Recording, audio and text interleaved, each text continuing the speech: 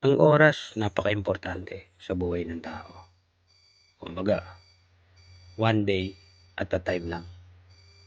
Sunod ka lang sa alon ng buhay kung ano yung mga dumarating sa'yo at nagiging deal mo sa buhay. Hindi man natin pwedeng balikan ang kahapon.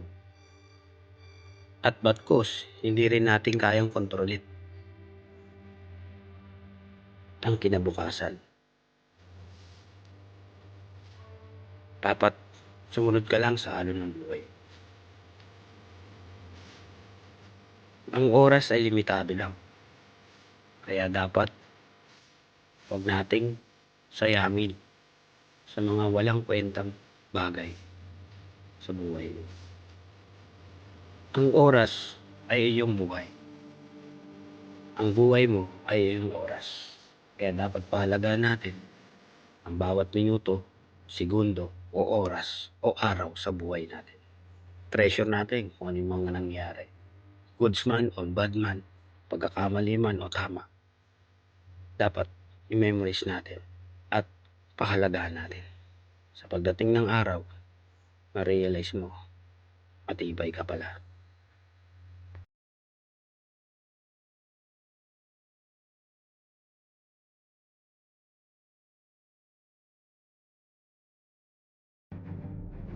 Kawasak, last report.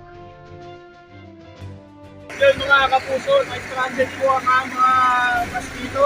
At wala pong madaan na kasalukuyan pong napakalakas po ng aming bagyo dito.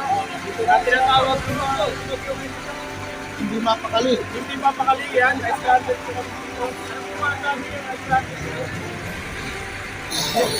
Ako lang, alis na tayo sa accommodation. Ikaw, ano ba sabi mo? Kaya ako gusto mo mo.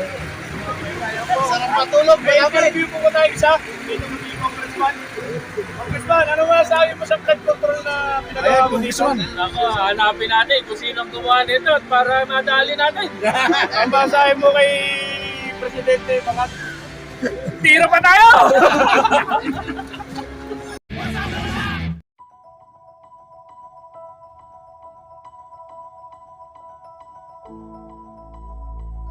Being OFW, isa to sa mga challenges sa buhay ng isang OFW. Kumbaga yung mag-isa ka lang na naninirahan sa lugar na hindi mo bansa. Kumbaga dito rin nabubuo yung sarili mo. Kumbaga dito ka tumatatag. Kumbaga namumuhay ka na mag-isa. Sarili mo lang at ikaw lang mag-aasikaso sa sarili mo. Kasi wala kang kasamang pamilya mo eh. At dito rin nabubuo yung mga pangarap mo. Kumbaga, yung pangarap mo nung unang umalis ka.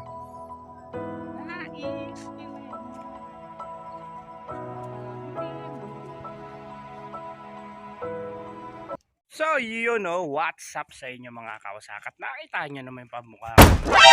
For today's, Friday today, meaning to say, it's day off. Sa Pinas, linggo ang day off. Here in Saudi, Middle East, Friday is the rest day ng lahat ng mga nagtatrabaho dito sa Middle East. So, ito, lalakad ako papunta sa Bacala. So, good for the heart to kasi naglalakad tuwing umaga. Rather na sumakay ka ng bus, mas pinili ko maglakad na lang. Kasi I need to take care of my health. Kasi medyo hindi na tayo ganun kabata. So medyo mga around na 1 kilometer or 2 yung layo ng accommodation between Bacala. So kamusta naman kayo mga kawasak? I hope na maayos yung kalagayan nyo ngayong araw ng Biyernes, December 5.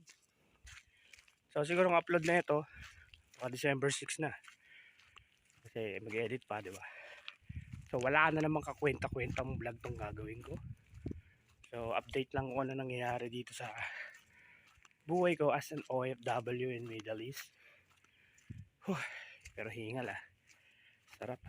Siguro mga around 2 kilometer or 1 kilometer yung layo ng in between Bacala and our accommodation. Ang sarap maglakad. So solo na naman tayo. Wala naman tayong kasama kasi they are busy. Mga kasama ko busy sila sa accommodation.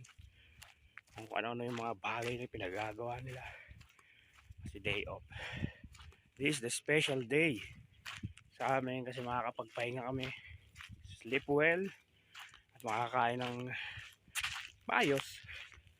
Kasi alam niyo naman yung biyahe namin pag araw-araw na ginagawa namin mula accommodation hanggang doon sa trabaho namin, around 1.5 hour ang biyahe ng bus everyday yun.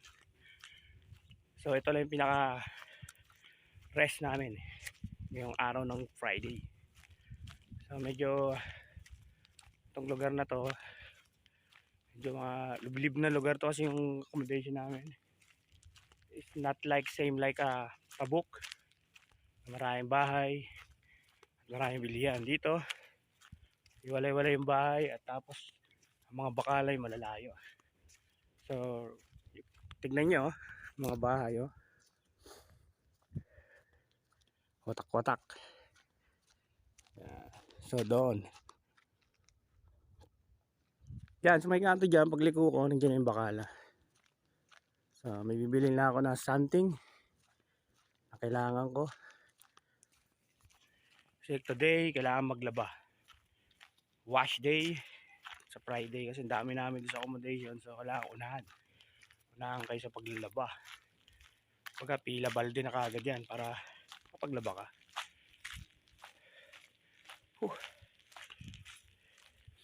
Paggabi medyo madilim dito sa lugar na to kasi walang mga street light. So na picture na rin sa vlog ko noon na dilakad ko tong area na to.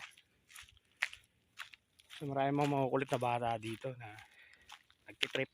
Ang batang mga lokal, mga Saudi. Pagtitripan ka, pagtrip ka nila.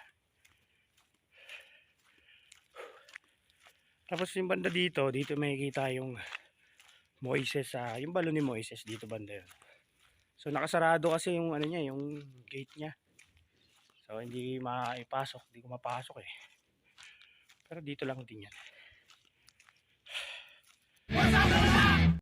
Tumatagal yun, tumasarap yun. Taba ng baka. Ito po ipagpiprito lang peraso. Sabi ko,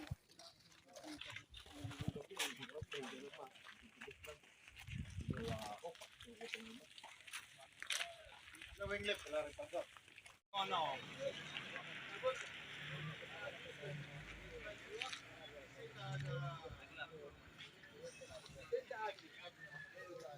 Anong party yan? Kasabo? Ulo taman niya? Makalit pa ang peso.